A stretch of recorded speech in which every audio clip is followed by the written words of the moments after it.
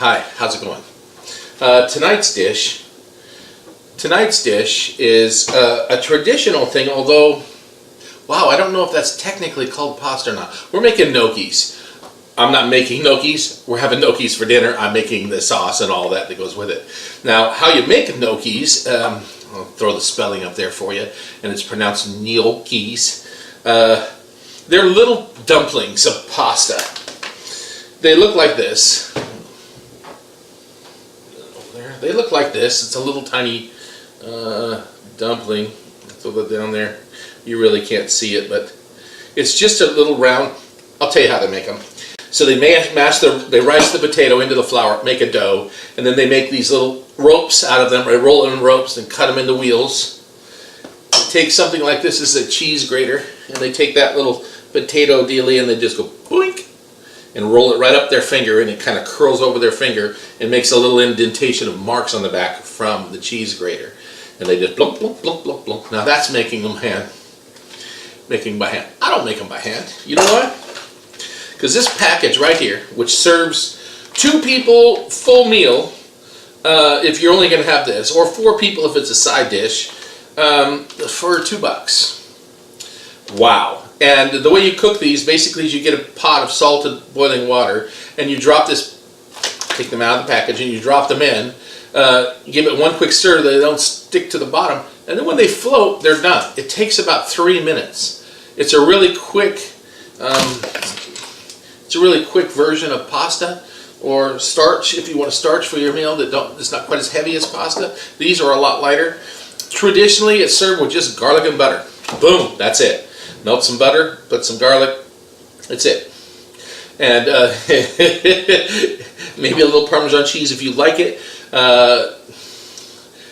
Parmesan cheese on top of Italian food is more of an American thing than it is an Italian thing. They don't typically do a lot of it, but they do some. And this is one of those things. If it was just butter, they might do Parmesan cheese. If you add mushrooms, no at all. Tonight's dish, I'm going to make an Alfredo sauce with mushrooms, and I'm going to put steak in it.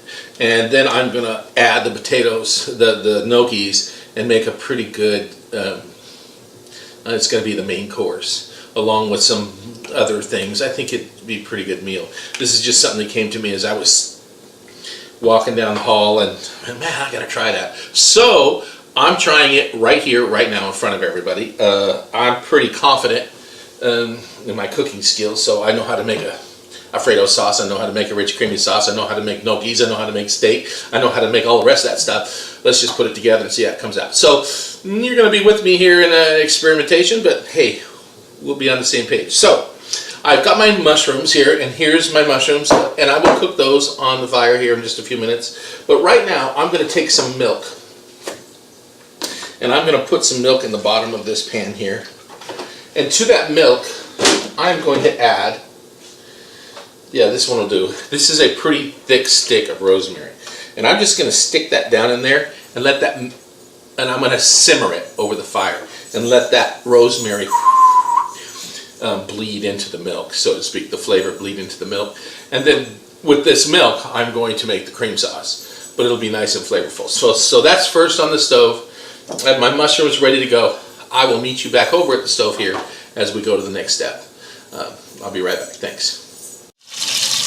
Okay, I'm back over at the stove. I've got some butter melting in here. I mixed butter and oil in this together. And I'm going to get that rolling here while I saute these mushrooms. And to these mushrooms, I'm going to pull off some more rosemary sticks. Just enough to give it a little bit of flavor. It's already going to have some in the cream sauce, which I have on the back burner there, stewing and revealing some of its flavor into that cream. This will just give it a little bit more. It'll be pretty good though. So,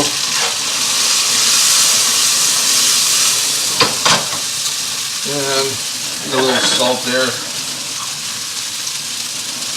a little bit of pepper. We'll do that right there like that. Now meanwhile, I have another pan in the back here getting hot. And I'm going to put some steaks on. I'm going to cook these steaks to medium rare. They're just small little New York steaks, but they'll be perfect for tonight's dinner. There's that.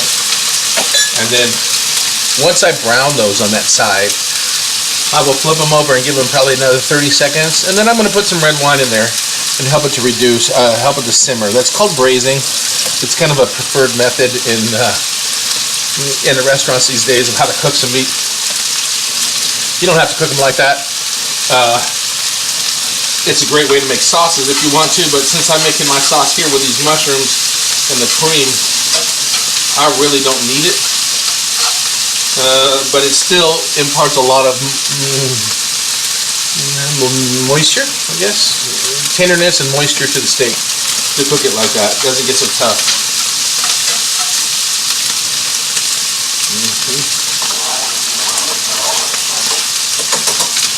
So when these mushrooms get cooked down, I will transfer that milk that's been steeping there in the back for 20-30 minutes now into the pan. And you know what? Before I do that, I've got to make a roux. I'm going to make a roux with a little bit of flour and some butter and put it in the bottom of this so that it'll thicken. So I just got to wait for a few minutes and do that. And I'll be back with you. Thanks. Okay, I'm back. I'm going to turn these steaks over. That took about, I'm going to say 2.5 minutes on that side, and they're seared. Now, go to the other side. These mushrooms are cooking down nicely. I'm going to put my flour in there and cook it. Now, I'm not going to get into the differences between roux and a slurry, but when you make a roux, you basically cook flour with a little bit of oil or fat, which is already in the bottom of this. If you're into using flour and water to make what's technically known as a slurry, a little wet thickening agent, that's a slurry, that's not a roux. And you can do that. You can use cornstarch if you like. But with this one, I'm just going to cook it down with these mushrooms. Okay, so that steak is now seared, and I'm going to add some red wine, bring it to a boil, and then I will turn it down to simmer for about, I'm going to guess 10 minutes. Those steaks aren't that thick, so I will check them in about 5. Okay, so voila, the flour is absorbed and cooked, and now I will add my milk. Woo! Look at that go down. Turn that back burner off. I'm going to turn this fire down a little bit. Doesn't have to be that hot.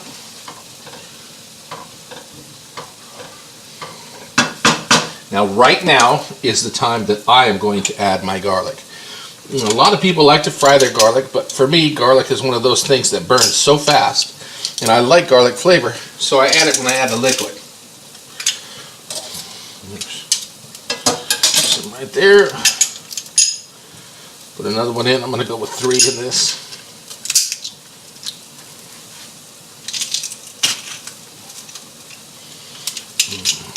Two. And 3. There's that. Alrighty. And there's that.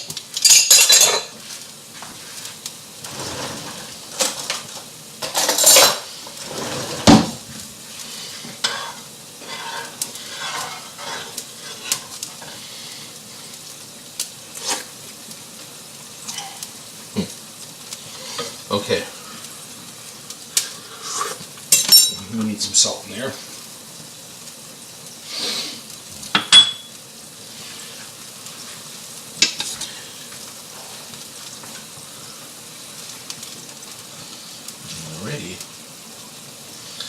Let's see.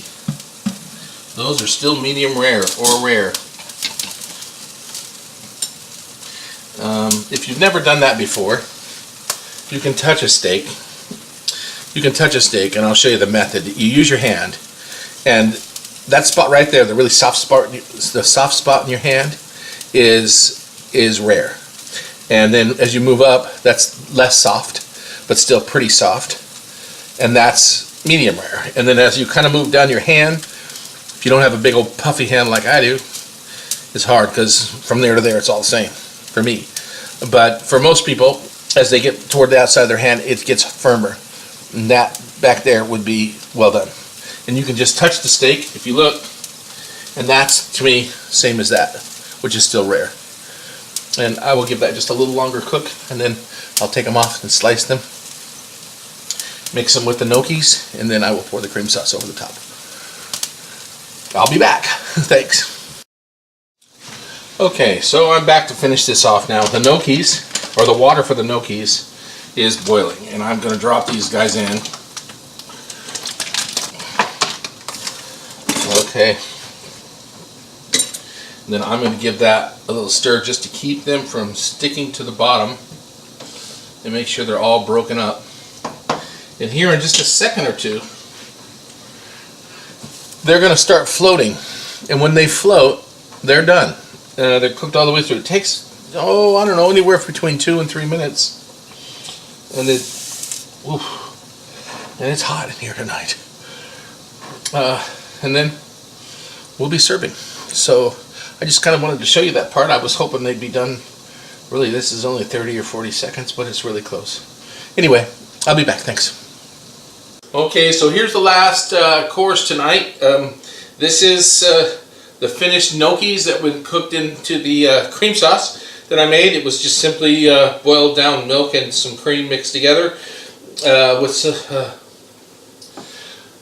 that I boiled for a while with a couple sticks of rosemary in it, and then I sauteed some mushrooms and garlic, and then poured the cream sauce over it, put a roux in there, and poured the cream sauce over it, let it thicken, and then to that I added some Parmesan cheese and some feta cheese, just because I like feta and it's really bright and tart, and it kind of transformed the sauce.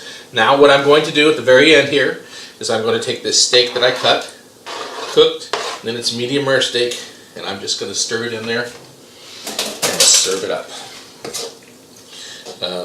It's kind of a, wow, it looks really good, I have to admit.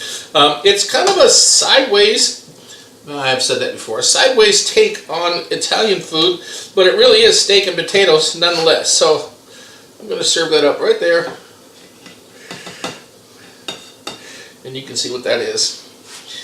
Thank you very much for watching my videos, and please share, like them, share, do all that stuff. I appreciate it so much. And remember, your favorite flavor, your favorite taste, you haven't even tried yet. Enjoy. Thanks for watching.